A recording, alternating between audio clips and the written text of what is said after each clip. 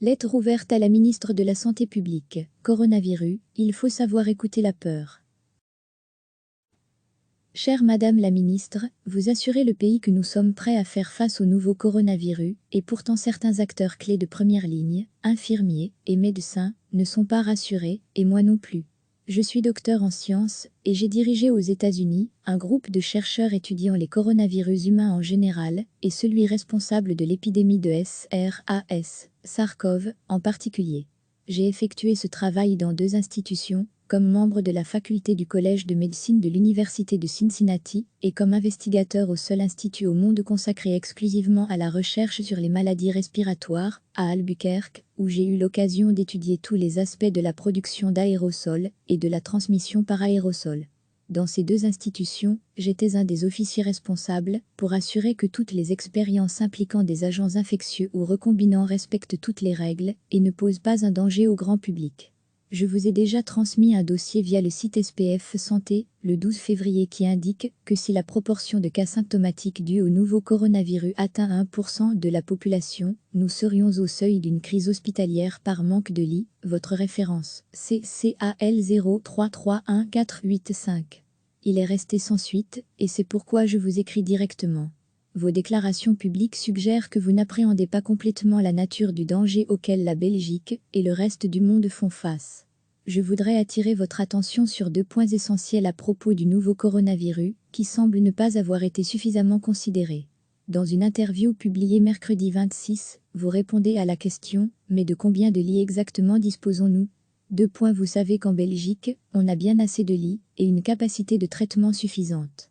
C'est un avantage. Quand on compare avec une grippe hivernale et le nombre de patients âgés qui sont généralement hospitalisés, la situation est identique. Dans mon dossier, je citais l'OMS qui, le 10 février, estimait que 16% des patients symptomatiques étaient dans un état suffisamment sérieux que pour nécessiter une hospitalisation. La grippe, 0,2% des cas. Le rapport entre les deux, un facteur de 80, ce n'est donc pas une situation identique, premier point essentiel qui est négligé. La mission d'information de l'OMS en Chine a rendu son rapport hier, il vaut la peine d'être consulté. Nous avons maintenant des chiffres plus précis pour les patients symptomatiques. 80% de cas légers peuvent rester chez eux, 13% de cas sévères, hospitalisation, 6% de cas critiques, soins intensifs. Auriez-vous l'obligeance, Madame la Ministre, vous qui avez accès à toute l'information sur le réseau hospitalier belge, de calculer pour notre édification à tous, à partir de combien de cas symptomatiques, le système hospitalier belge viendrait-il à court de lits d'hôpitaux pour les cas sévères et les cas critiques? Il y a une cacophonie d'informations incorrectes qui circulent non seulement dans la presse écrite et audiovisuelle à propos du nouveau coronavirus, mais aussi sur les sites SPF Santé et Sciences Anno. La position officielle semble être que Covid-19 est un SRAS 2.0 et que donc les mesures qui seraient appropriées pour SRAS 1.0 conviendront pour Covid-19. C'est malheureusement une fausse équivalence et il est urgent de comprendre la différence essentielle entre la propagation du virus responsable de SRAS 1.0 et celle du nouveau coronavirus. SARS-CoV se transmettait surtout par contamination de surface et par postillon, qui ne voyagent pas beaucoup plus qu'1 mètre, mais rarement par aérosol. Tout indique qu'une proportion significative de transmission du nouveau coronavirus se fait par aérosol, ce qui change complètement la donne pour les mesures d'isolation. Les premiers cas de SRAS en novembre 2002 ont été détectés dans la ville de Shenzhen, 7 millions d'habitants à l'époque, et ont infecté 5327 citoyens sur le territoire chinois en fin de compte. Les premiers cas de Covid-19 ont été détectés en décembre 2019 dans la ville de Wuhan, 11 millions d'habitants, et ont infecté 78 497 individus en Chine à ce jour, d'après le gouvernement chinois. Près d'1 million d'après certains épidémiologistes, premier indice de la différence entre les 2 virus. Le nombre de reproductions de base du nouveau coronavirus est entre 4,7 et 7 d'après les calculs de différents épidémiologistes, qui est différent du nombre de reproductions effectives calculé par l'OMS, 2,5, la différence étant que le nombre de base correspond à la situation sans mesure d'isolation, et le nombre effectif change en fonction de l'implémentation de différentes mesures d'isolation. Prenons la situation de l'Italie. Les 2 premiers cas sont confirmés à Milan le 31 janvier et nous sommes 28 jours plus tard à 655 cas. L'épidémiologie nous indique de prendre le logarithme en base 2 de 655 cas divisé par les deux cas initiaux, à savoir à peu près 8,3, et donc le nombre de cas, à doubler tous les 3,3 jours, proche du doublement, tous les 2,4 jours en absence d'isolation, et alors que des mesures d'isolation sont en place depuis quelques jours. Ces chiffres sont consistants, avec un nombre de reproductions élevé.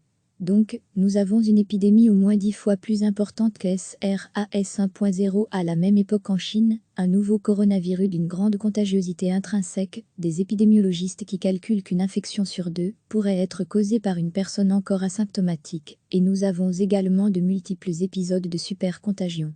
Que conclure ? Vous ne trouverez pas beaucoup d'experts en transmission qui vous diront autre chose que ce nouveau virus peut se transmettre par aérosol, deuxième point essentiel qui est négligé jusqu'à présent. Vous reconnaissez que le virus est plus contagieux, mais quelle en est l'implication ? Si le virus de la grippe infecte 2 à 8% de la population, bon an mal an, et que ce virus est plus contagieux que la grippe, qu'est-ce qui va l'empêcher de se propager au moins, comme la grippe dans une population immunologiquement naïve ? Avec l'absence à l'heure actuelle d'un vaccin ou d'un traitement efficace contre ce nouveau coronavirus, la question de disponibilité de lits d'hôpitaux prend toute sa signification et son urgence, vu le taux beaucoup plus important de complications avec ce coronavirus. Il n'est pas nécessaire d'avoir un débat parmi les experts, quoiqu'en situation de crise, il soit toujours bon de confronter les vues divergentes des experts, parce que la fonction de la santé publique lui demande de se préparer pour le pire scénario, pas le plus rose. Les experts et les officiels dans d'autres pays occidentaux reconnaissent eux aussi la gravité du risque auquel nous faisons tous face. Vous nous avez dit que l'objectif est de maintenir le virus hors du pays le plus longtemps possible grâce à une surveillance adéquate du territoire, mais nous apprenons par une infirmière courageuse qui revient de Vénétie, une région d'Italie, avec quelques cas de Covid-19, que non seulement on ne lui demande pas de s'isoler, et on lui demande de retourner immédiatement au travail, mais en plus on refuse de la tester. Non seulement elle n'est pas testée, mais elle nous révèle aussi qu'il y a en fait une omerta contre le dépistage du nouveau coronavirus pour les cas de symptômes grippaux non liés à une connexion chinoise. Expliquez-nous, Madame la Ministre, exactement comment vous surveillez adéquatement le territoire quand le dépistage le plus élémentaire n'est pas fait. On s'interroge aussi sur l'absence de recommandations, de dépistage, de quarantaine et d'encadrement pour les personnes qui reviennent en Belgique d'une zone contaminée, sachant aussi que la période d'incubation peut excéder 2 semaines et qu'il y a des patients guéris qui ont été réinfectés. Les médecins généralistes s'inquiètent de l'absence de communication sérieuse du ministère de la Santé, un courriel ne suffit pas dans cette situation. Il contraste la réponse actuelle à celle lors de l'épidémie de H1N1 en 2009, où ils avaient reçu des informations claires et des masques. Et il ne faut pas non plus ignorer leur demande d'avoir un système en place pour supporter les individus qui devraient rester isolés.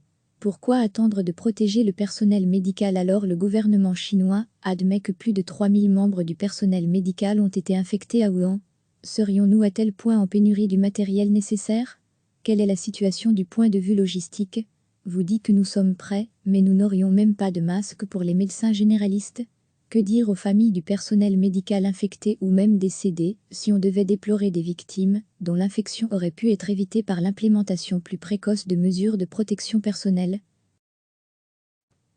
Zhong Nanshan, qui dirige l'équipe d'experts chargés de la lutte contre la maladie Covid-19 au ministère de la Santé chinois, a déclaré que l'épidémie avait été une dure leçon pour le pays. Si nous avions pris des mesures strictes de prévention début décembre ou même début janvier, nous aurions grandement réduit le nombre de malades, a-t-il estimé lors d'une conférence de presse. Les autorités chinoises ont commis la même erreur initiale, avec SRAS, et avec Covid-19, mais ils se sont mobilisés depuis pour combattre ce virus, avec les mesures extrêmement strictes qui sont nécessaires lorsqu'un virus se transmet par aérosol et de manière asymptomatique. Nous sommes en train de commettre la même erreur initiale que les Chinois.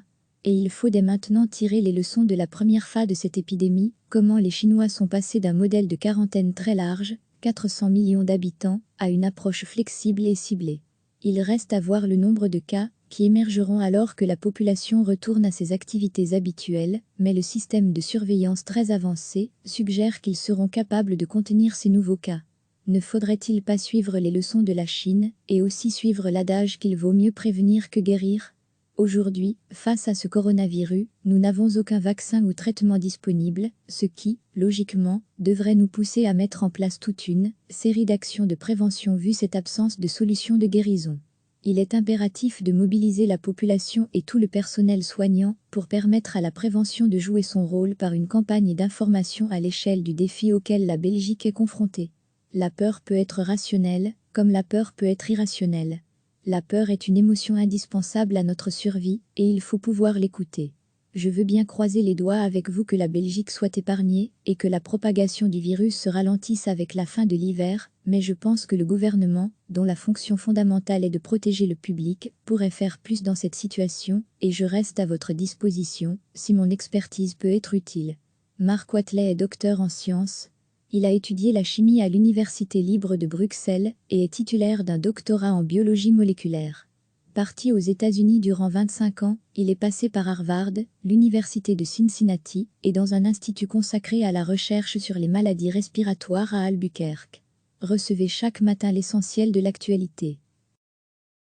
Cliquez sur s'abonner pour recevoir les dernières nouvelles.